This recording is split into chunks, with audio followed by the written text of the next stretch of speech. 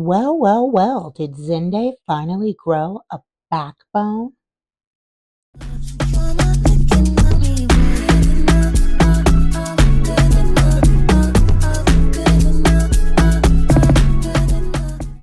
Hey, y'all. Hey, welcome back to the next episode of the Deep Dive with Toya Creates. We are going over Friday's May 15th episode of The Bold and the Beautiful. But first, as usual, if you like content like this, please like, comment, follow, share, subscribe. I would love to chat with you guys about all of these crazy storylines. So, per usual, let us get into it. I'm going to start with Carter and Zende. I was like, well, has he grown a bone? So Carter is entering the office and he's on his phone and he gets hit in the face with a piece of paper as soon as he walks into that office.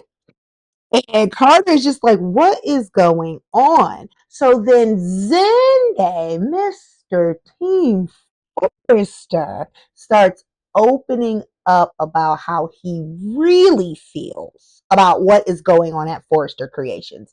Now, Carter thinks that Zende is talking about the whole Logan, I don't want to say takeover, the whole Logan fashion show with Eric's designs. But Zende was like, no. I mean, I don't agree with how that was done, but that is not what I am talking about. So Zende says that hope for the future is being marginalized, and so are he and Hope. Okay? He even says Zende starts going after his cousin RJ. So a few years ago, when Luna first appeared, she was dating RJ, but Zende liked her too. And so Zende was pursuing her, and they actually ended up sleeping together, but that's because Luna was lying and stuff, but they were making Zende out to be like a predator child. I remember all of that. So he and RJ had that, but they got over it, whatever. So as we know, RJ has magically reappeared as a brunette, and he is taking over well, not taking over, he is leading into his design talent, and he's ready to work with Ridge and Eric. Okay. And Zeta was like, the golden child is back. And they now have Zende like reviewing RJ's work. And Zende is not here for it. As he should not be. Okay. He said he's being screwed over, and so is Hope. Okay. Now, Zende, I love this energy, and I do agree with you. But why did you have all of this smoke when Eric, Ridge, and Steffi were talking about being team players and hope for the future? You didn't say anything then, but now you are upset. Whatever. I guess better late than never. So Carter's just like, I didn't know you felt this way, because he and Carter are supposedly besties, but you barely see them talking. Anyways, I didn't know you felt this way. And Zendo is just saying he does not want to play second fiddle to RJ, and he does not want to be a footnote in RJ's ascension, because Zende has been there. He has led lines with Thomas and Hope. Zende's getting a raw deal out of this. I'm not going to lie. That was evident the other week when the Foresters were talking about Hope needing to be a team player and pushing her line again. But again, whatever. So Zende is not here for this treatment at all. Carter asked, like, did you talk to Ridge and Steffi about this yet? And then they was like, no, because everything's going on, with the granddad situation with Eric and the Logan thing. And he was like, everyone's just too busy, but he does not deserve this, and neither does Hope. So I think You know what? I'm going to give my thoughts a little later. Let's go. So we also saw Dylan and Electra, not much going on there. You know, they continue to talk, and Electra said that she always wanted Dylan to succeed, but it's just weird having her there. And Electra said, you know, she admits that she's still a little uncomfortable seeing Dylan at Forster, and Dylan understands, and she doesn't want to upset her, but Dylan needs this job. Point blank, period.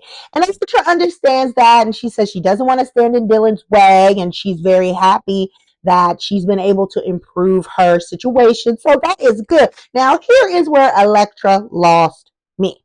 So they are still talking, and Electra's like she understands and she won't stand in Dylan's way, but the only way for her to be comfortable with Dylan being at Forster are two conditions. One, she only focus on work. And two, she cannot cross the line with anyone in the office, especially Will. Now, who the hell does Electra think she is?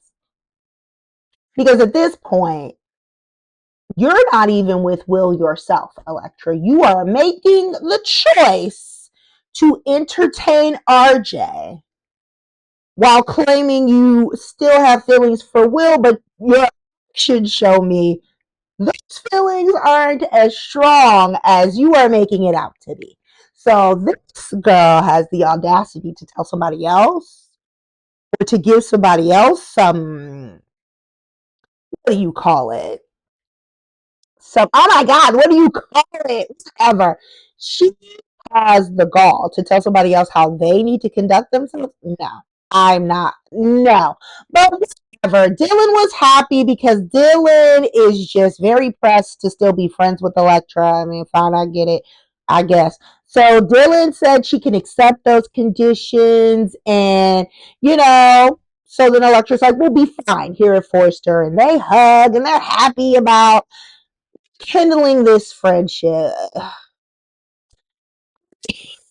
I like that they are moving on, but we all know this is not going to last because, as we saw last week, Dylan happens to be the cousin of Remy. And Remy had already shown up at the Forrester office in a horrible ratty wig. And, you know, he just jump scared Dylan for no freaking reason. Whatever. Electra and Dylan have reconciled in my mind. You know, we can't trust Electra though. I thought she had reconciled with Will, and then she was still running around after RJ. But apparently, Dylan and Electra have reconciled.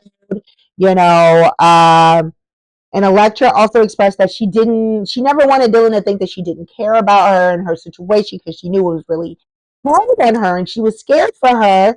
And Dylan also says, like, you know, what happened with Ivy was awful. And then the topic of Remy comes up, and Dylan is talking about how terrible that is as just talking, and they go to hug. Now, this happens to be facing the door during this hug, and we saw an arm, and we saw somebody open the door while they're in the middle of reconciling. So then, at the end of their segment together, we see it is Remy yet again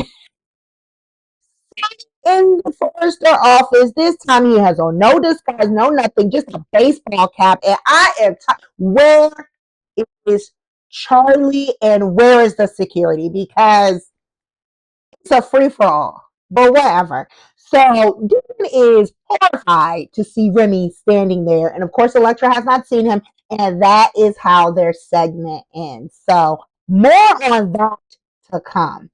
But again, Forrester needs to beef security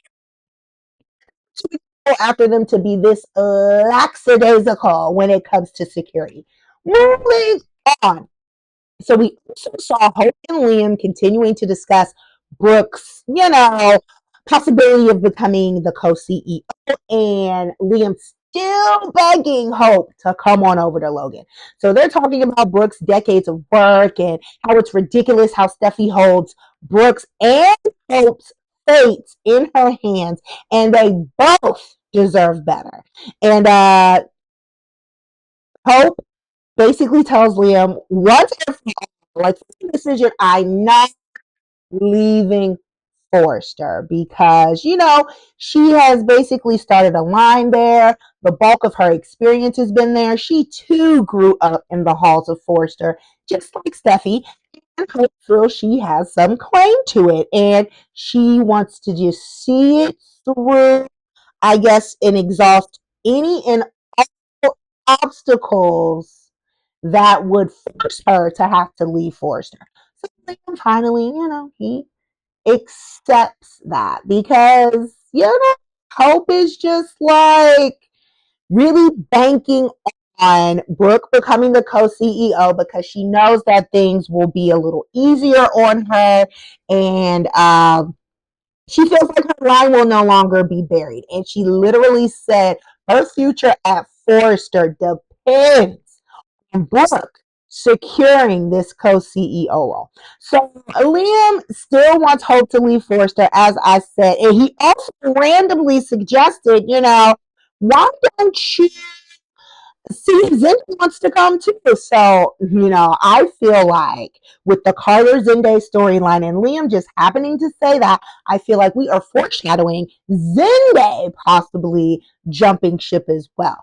Because if Hope leaves Forrester, which, spoiler alert, I think she will, um, I think somebody might be willing to go as well, but I would never ever trust Sunday because he is a Forester. He always just licks their boots and does whatever they say. So yeah, it could be another Eric 2.0 situation, or he could become a mole for Forrester. I personally would not bring Zende over, but I understand Liam just throwing it out because he has been, I would say, the most consistent part of the Hope for the Future team because, she and Thomas are always going back and forth, whatever. So, and hoping she would be honored to work alongside her Aunt Katie and Liam, but the thought of leaving Forrester is just too much for her, and she just has to believe that Brooke will become CEO and that everything will fall into place. Okay, girl. So then the last major storyline was that Brooke and Ridge are still catching up on his conversation with Steffi. So Ridge has left he's let Steffi down before, and he's telling Brooke he does not want to do that again. And Brooke is continuing to push, to make her the co-CEO, and she says it's not right that she has to report to Steffi. And Ridge tells Brooke that Steffi wants things to stay the same. And Brooke is like, please tell me you do not agree with Steffi. And Brooke said she and Hope deserve more respect. And she questions why Steffi is the boss and Hope is just a mere employee since she also grew up at Force. Now, you are reaching, girl. I'm sorry. Yeah, Hope. I feel like Hope's position there is fine because she is not a Forester at the end of the day. And I understand that. And she has a whole entire line. So I think that's a reach in my opinion. But clearly Brooke thinks that Hope should have more, she should be more than just a mere employee. Blech, girl, whatever. So, Ridge says he's sorry, but he cannot take this away from Steffi. I was like, because he was like, taking it away from her would be a demotion, and he cannot do that to his daughter. Brooke was just like, she said she understood, but then she was like, "Well, what about me? What about me? What about my needs, Rich?" Okay, she said she needed something tangible and she needed something more than what she currently has. Because I don't know what her title is there, but everyone in the scenario agrees that Brooke has made major contributions, but I don't know what her title is actually, but whatever. So, they just keep going back and forth about that. And Brooke also said that Katie has been right about one thing, owning her own company, and she's in control of her own destiny. And I deserve some type of a title too. And Rick said that the title means everything to Steffi right now, and he cannot take that from her. And Brooke is just in disbelief. Okay, Brooke's bedroom did not work this time, and she says she's like she cannot believe that Ridge will not do this for her. So Brooke is deeply disappointed. And Ridge was like, I understand and I would do anything for you. You can have anything you want from me, but you can't this. I can't take that from Steffi, and you can't be my co-CEO. So we'll see on Monday how Brooke really reacts to this. She is in disbelief right now. And I'm surprised that he did not demote Steffi either, because he usually just does what Brooke asks. So part of me is glad that he wants to maintain his relationship with his daughter. And yes, he has been the problem this entire time. Brooke, but the man who had like a responsibility and a duty to you, Steffi, was your father. That's been the issue this whole time. So I am glad that he finally stood up for his children. But this is I don't know what this is gonna do to Destiny. Not that I care about Destiny, but Rich is gonna have a hard time. And a lot of people are hypothesizing that Brooke will jump ship, Hope will jump ship, maybe Zende. So let's see how this all unfolds. We'll see you guys on Monday. Like, comment, and subscribe so you don't miss what's next.